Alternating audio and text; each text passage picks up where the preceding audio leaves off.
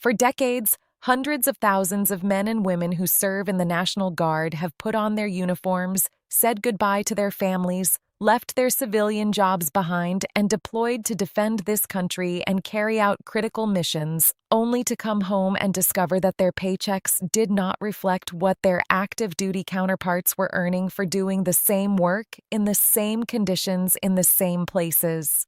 That disparity, that pay gap between National Guard members and their regular active duty counterparts has been one of the most persistent and most frustrating inequities in the American military compensation system. And today, we are reporting that President Donald Trump has announced a policy change that is designed to end that disparity once and for all. National Guard members who are deployed will now receive full active duty pay and the full package of deployment-related benefits that active duty service members receive, ensuring what the administration is calling parity in compensation for the men and women who answer the call to serve. This is a major announcement that affects hundreds of thousands of service members and their families, and we are going to break down every aspect of what it means, who it covers, how much money we are talking about, and what Guard members and their families need to do to make sure they receive every dollar they are now entitled to. Hello, everyone, and welcome back to U.S. Benefits Update. I am your host, Claire Hollister, and thank you so much for being here with us today. If this is your first time watching our channel, welcome to a community that is dedicated to making sure every American, and especially every American who serves this country, has access to the clearest and most complete information about the benefits, pay, and programs they have earned and deserve.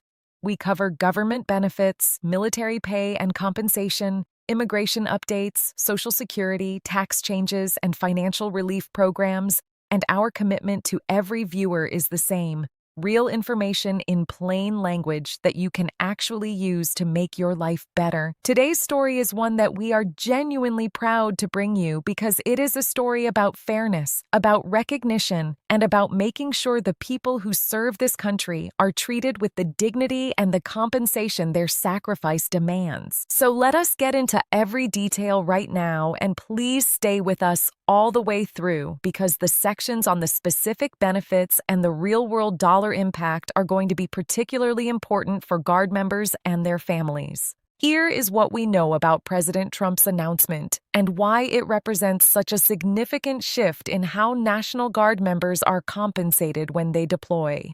According to reporting from News Nation and confirmed by military pay policy sources, President Trump has directed that National Guard members who are called up for deployment will receive full active duty pay equivalent to what regular active duty Army, Navy, Air Force, Marine Corps, and Coast Guard service members earn for the same grade and years of service. This is a departure from the previous system under which Guard members in certain activation statuses received pay that, while based on military pay scales, did not always equal the full compensation package that active duty members received, particularly when accounting for various deployment-related allowances, benefits, and entitlements. The announcement specifically addresses the issue of parity, meaning that the goal is to eliminate the situation where a National Guard sergeant and a regular Army sergeant doing identical jobs in identical conditions in an identical deployment location are earning different amounts of money because of their component status. The principle of equal pay for equal service has been advocated by Guard members, veterans organizations, and military pay reform advocates for many years, and this announcement represents the most direct presidential commitment to that principle that the Guard community has seen in a generation.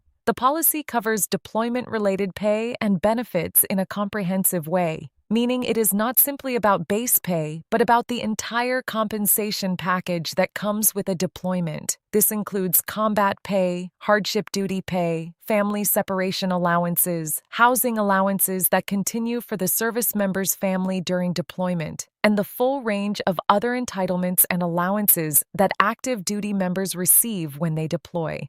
The distinction matters enormously because base pay is only one component of what a deployed service member earns, And for many Guard members in the past, the gap between their compensation and that of their active duty counterparts was most visible not in base pay, but in these additional entitlements. The Department of Defense and the National Guard Bureau are in the process of implementing the specific directives that will translate this announcement into the actual pay and benefits systems that process Guard members' compensation. The implementation process involves coordination across multiple defense agencies and the 54 state and territory Guard organizations, and we will cover the expected timeline for full implementation later in this video. What is clear right now is that the direction has been set at the highest level of the executive branch and that the implementation machinery is in motion. To truly understand why this announcement is so significant and why it has been so long in coming, we need to step back and look at the history of the National Guard's role in American defense and the complicated compensation structure that has developed over the decades. The National Guard occupies a unique and often misunderstood position in the American military structure, and that unique position is at the root of the pay disparity that this announcement is addressing. The National Guard is a dual-status military force, meaning that its members serve simultaneously under both state and federal authority.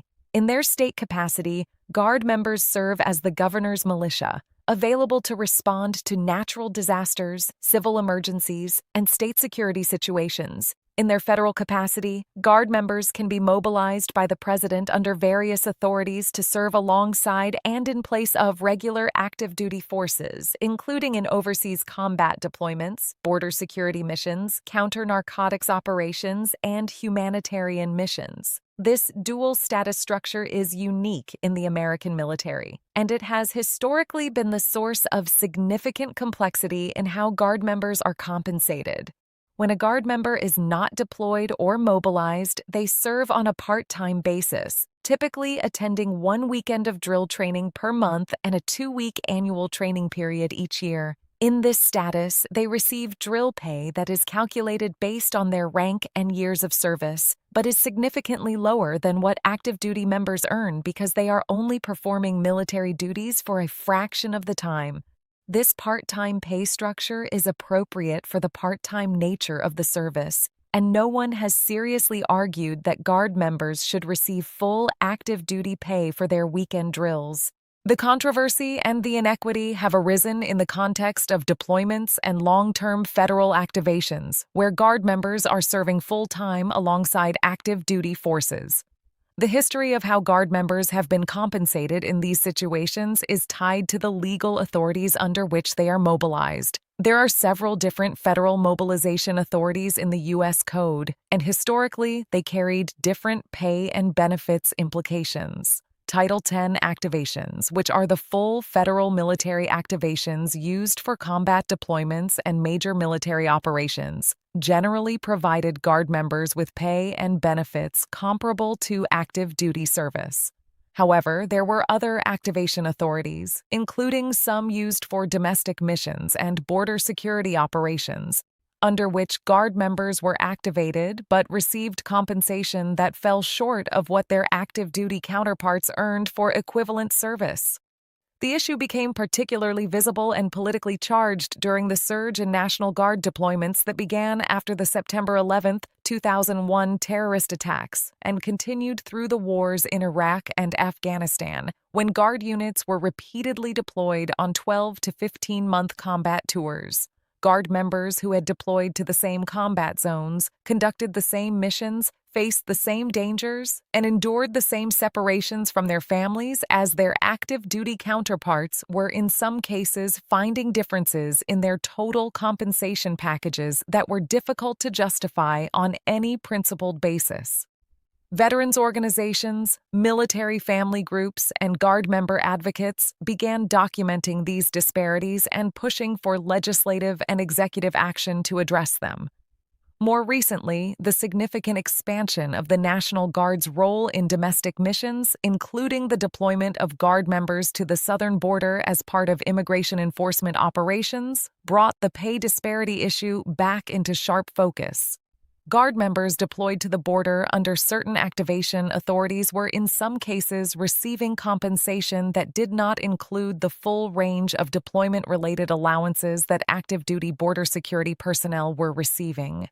The visibility of this disparity in a high-profile national security context contributed directly to the political pressure that led to President Trump's current announcement. Let us now talk specifically about who qualifies for the full active-duty pay and benefits under this new policy, because the details of eligibility matter enormously for Guard members and their families who are trying to understand how this announcement affects their specific situation.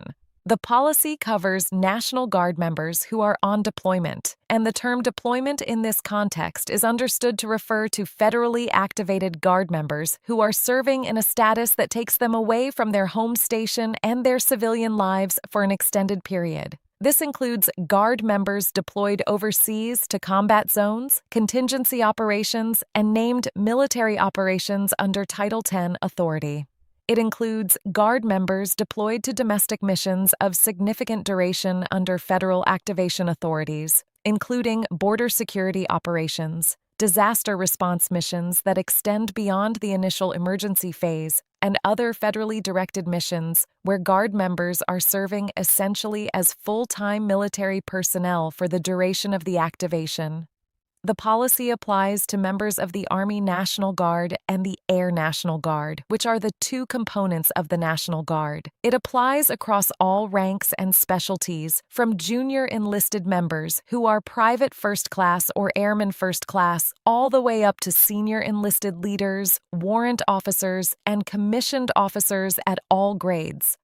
The parity principle means that whatever a regular Army or Air Force member of equivalent grade and years of service would earn in a deployed status is what the comparable Guard member will now receive. It is important to clarify what this policy does not cover, to avoid any misunderstanding about its scope.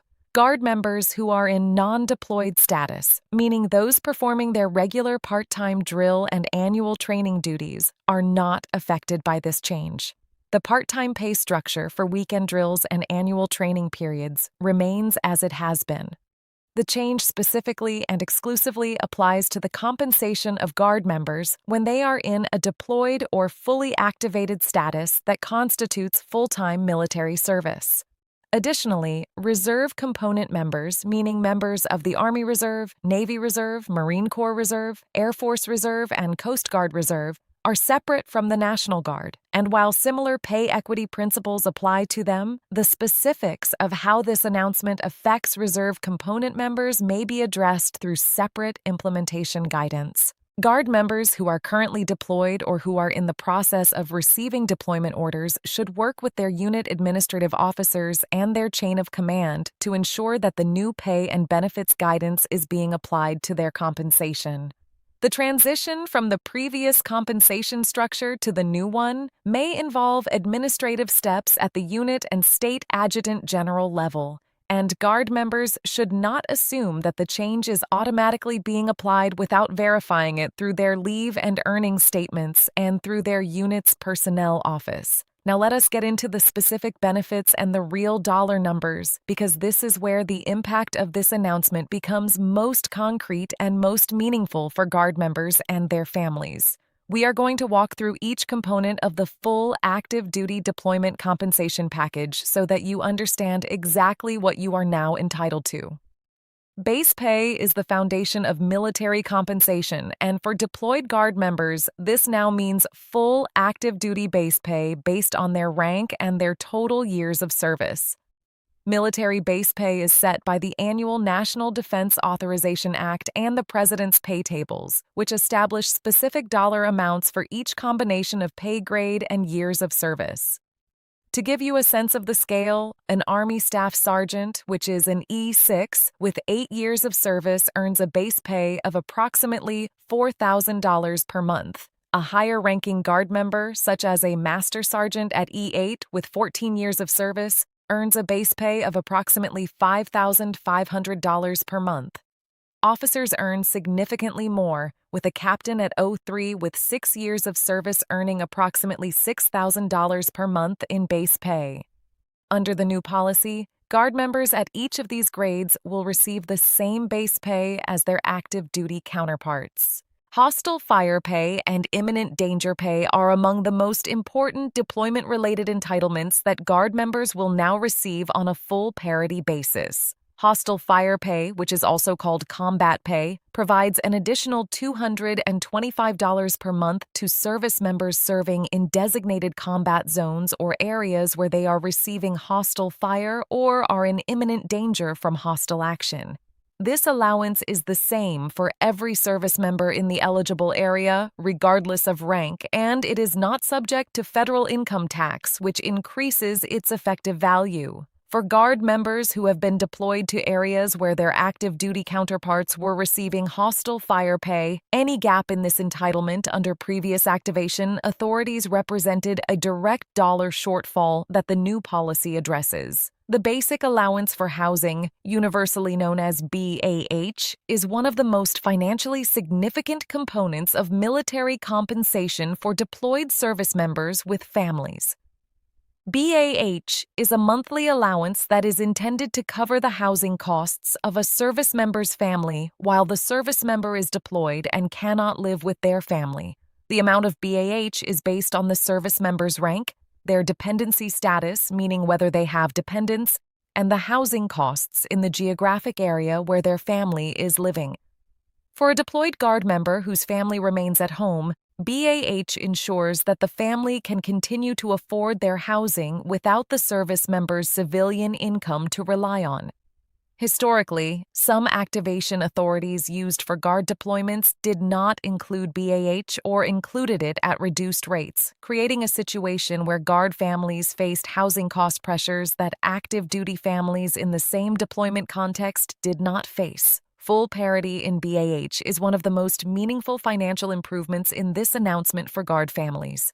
The Family Separation Allowance is an additional monthly payment of $250 provided to service members who are separated from their families for more than 30 days due to military duty.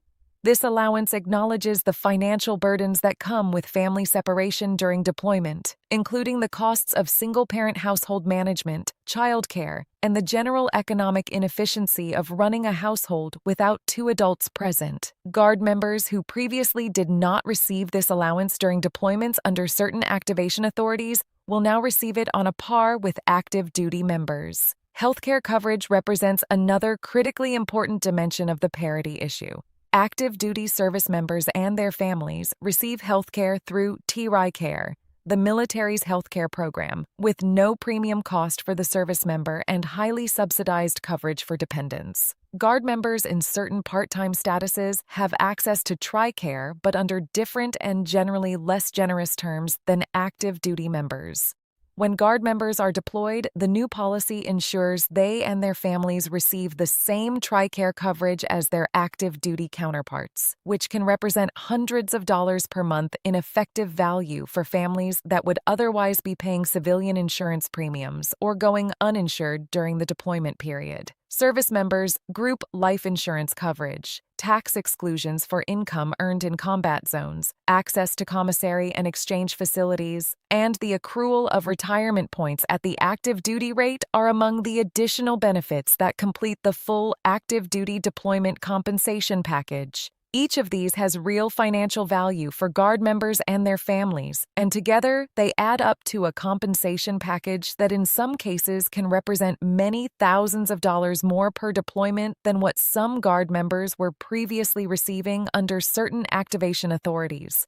Understanding the timeline for when these changes take effect and how they will be implemented is essential for Guard members and their families who need to plan their finances and ensure they are receiving the correct compensation.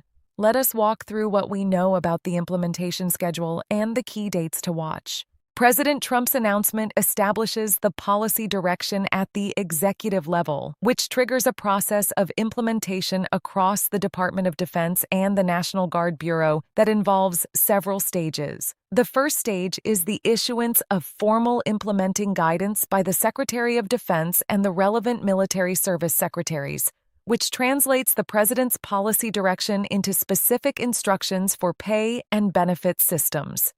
The second stage involves the distribution of that guidance to the 54 adjutants general who lead the National Guard organizations in each state and territory, who then communicate the changes to their subordinate units.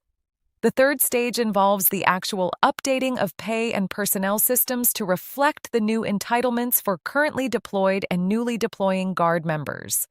For Guard members who are currently deployed at the time of this announcement, the expectation is that the new pay and benefits levels will be applied as quickly as the administrative systems can be updated, which military pay experts have suggested could take anywhere from a few weeks to a couple of months depending on the complexity of the specific activation authority involved.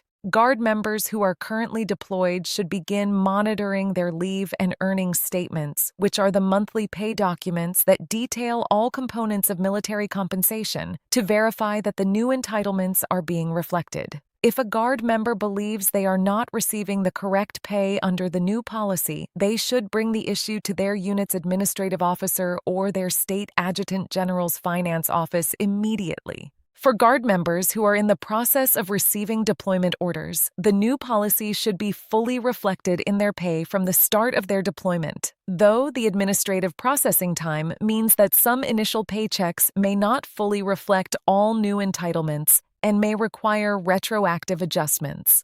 Retroactive pay adjustments in the military system, known as pay adjustments, are processed through the Defense Finance and Accounting Service and are typically paid out as a lump sum in a subsequent paycheck once the administrative correction has been processed. Guard members should keep records of their deployment orders, activation dates, and all pay documents so that they can verify the accuracy of any retroactive payments. Looking ahead, the full implementation of this policy is expected to be reflected in the Guard compensation system throughout 2026 and going forward. Members of Congress who have been advocates for Guard pay parity have indicated they will be monitoring the implementation closely to ensure that the policy is being applied uniformly and completely across all Guard components and all activation authorities. If any issues arise with implementation in specific states or for specific activation categories, those issues are expected to be addressed through legislative or administrative follow-up action. The response to President Trump's announcement has been broadly positive across the military community, though experts and analysts have also raised important questions and nuances that are worth understanding. Let us walk through the range of perspectives that are shaping the conversation around this policy change.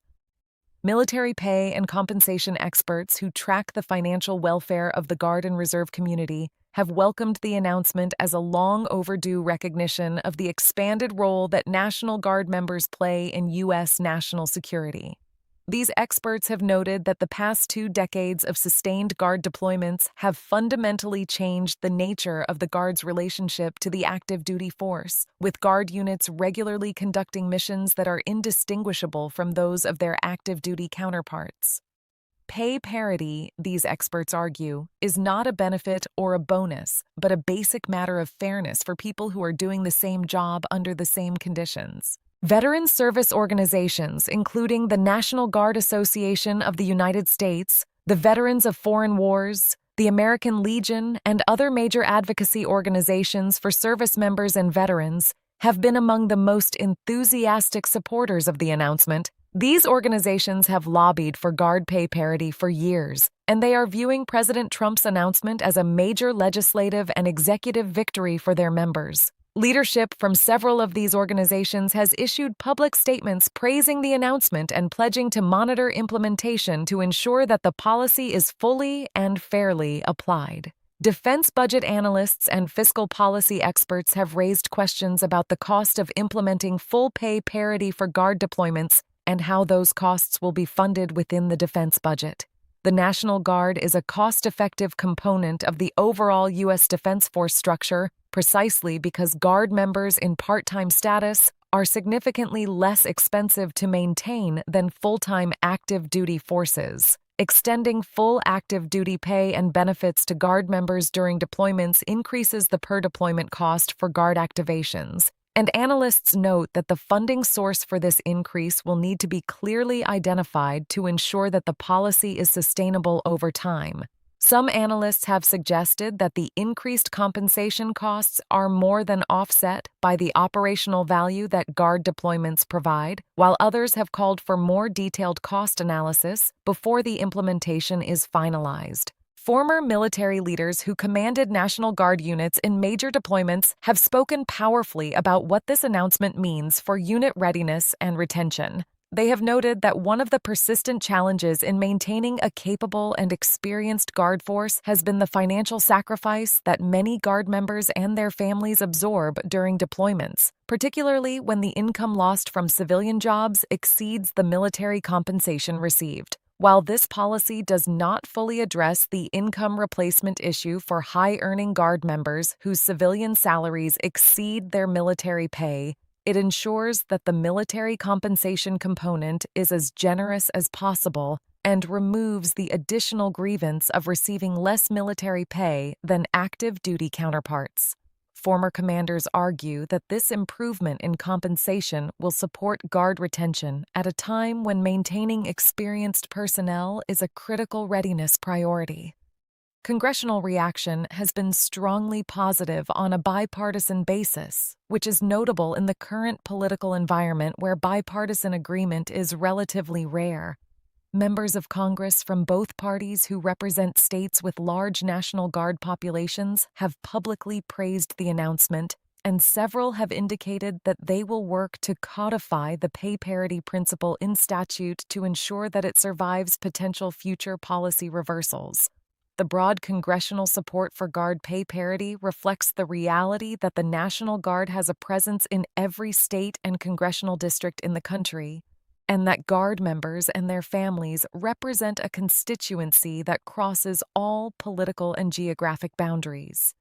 Let us now bring this story down to the level of real Guard members and real families, because the human impact of this policy change is what matters most. The numbers and the policy language are important, but the lives that are changed by this announcement are the heart of the story. Before we close out today's video, we want to hear from our community. Are you a National Guard member or a Guard family member who has been affected by the pay disparity that this policy is addressing? Have you experienced a deployment where your compensation was less than what you felt it should have been given the nature of your service? Or are you someone who knows a Guard member and wants to make sure they are aware of this important announcement? Drop your thoughts, your stories, and your questions in the comments section below.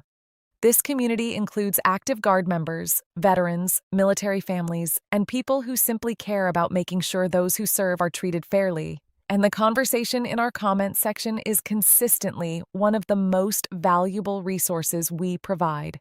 If this video gave you information that matters to you or to someone you care about, please take a moment right now to give it a thumbs up and share it with every National Guard member and military family in your life. This announcement affects hundreds of thousands of people, and making sure that every one of them is aware of what they are now entitled to is genuinely important.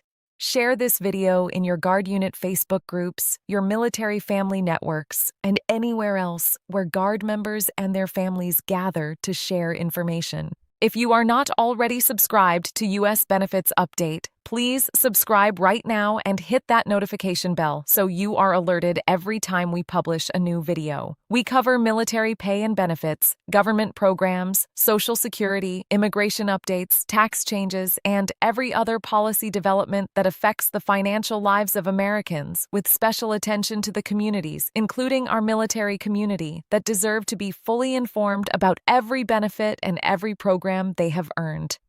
I am Claire Hollister, and on behalf of everyone here at U.S. Benefits Update, thank you so much for watching today. We honor every member of the National Guard and every military family for their service and sacrifice, and we will keep working every day to make sure they have the information they need. We will see you in the very next video.